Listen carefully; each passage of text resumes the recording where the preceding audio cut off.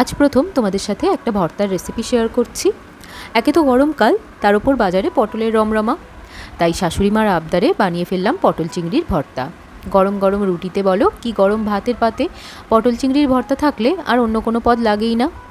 আমি ভর্তা বানানোর জন্য 12টা পটল নিয়েছি, 2টো বড় সাইজের পেঁয়াজ কুচি করে রেখেছি, 8-10টা কাঁচা লঙ্কা নিয়েছি, আর নিয়েছি 15-16টা রসুনের কোয়া।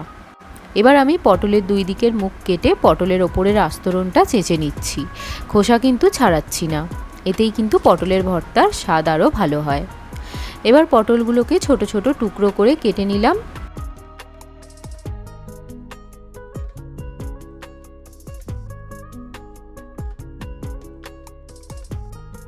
আমি 10-12টার মতো মাঝারি সাইজের চিংড়ি মাছ নিয়েছি। এখন একটা কুকিং প্যানে 1 গ্লাস জল ঢেলে গরম করে তাতে কেটে রাখা পটলগুলো ভাপাতে দিচ্ছি। অল্প জলে ঢাকা দিয়ে পটলগুলো ভাপিয়ে নেব।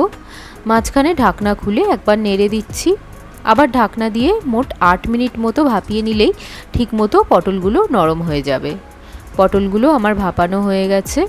এখন একটা মিক্সিং জার নিয়ে তাতে ভাপানো পটলগুলো দিয়ে দিচ্ছি পেস্ট করার জন্য।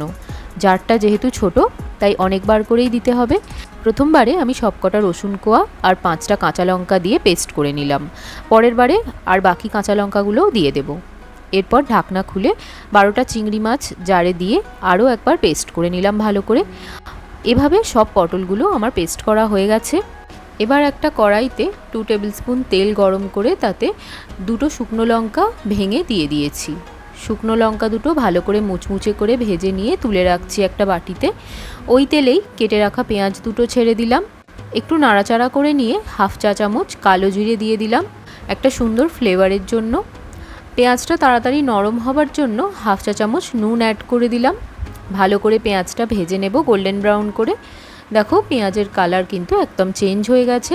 এই সময় দিয়ে দিলাম চিংড়ি আর পটলের পেস্টটা। পেঁয়াজের সাথে সবটা ভালো করে মিক্স করে নিচ্ছি।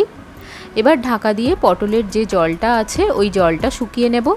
পটলের জলটা শুকাতে কিন্তু একটু সময় লাগে, বারবার ঢাকা খুলে নেড়ে দিতে হবে, না হলে ভর্তাটা কড়াইয়ের নিচে লেগে পুড়ে যেতে পারে।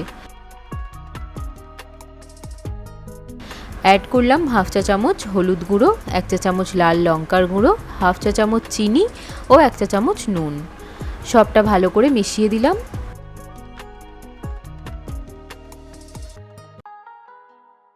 দেখো পটলের জল অনেকটা শুকনো হয়ে এসেছে, দেখতে আগের থেকে অনেকটা টাইট টাইট লাগছে। এই সময় শুকনো লঙ্কাটা ক্রাশ করে ভর্তার মধ্যে দিয়ে দিতে হবে। আবারও ভালো করে মিশিয়ে নিয়ে নেড়েচেড়ে গ্যাসের ফ্লেমটা অফ করে দিলাম। গরম অবস্থায় কিন্তু সার্ভ করবে না, একটু ঠান্ডা করে নিয়েছিলাম আমি। ঠান্ডা হয়ে গেলে পটল চিংড়ির ভর্তা আরও একটু শুকনো হয়ে যাবে ও খেতে ভালো লাগবে। রেসিপিটা তোমাদের কেমন লাগলো অবশ্যই জানিও। যদি কোনো সাজেশন থাকে সেটাও বলো।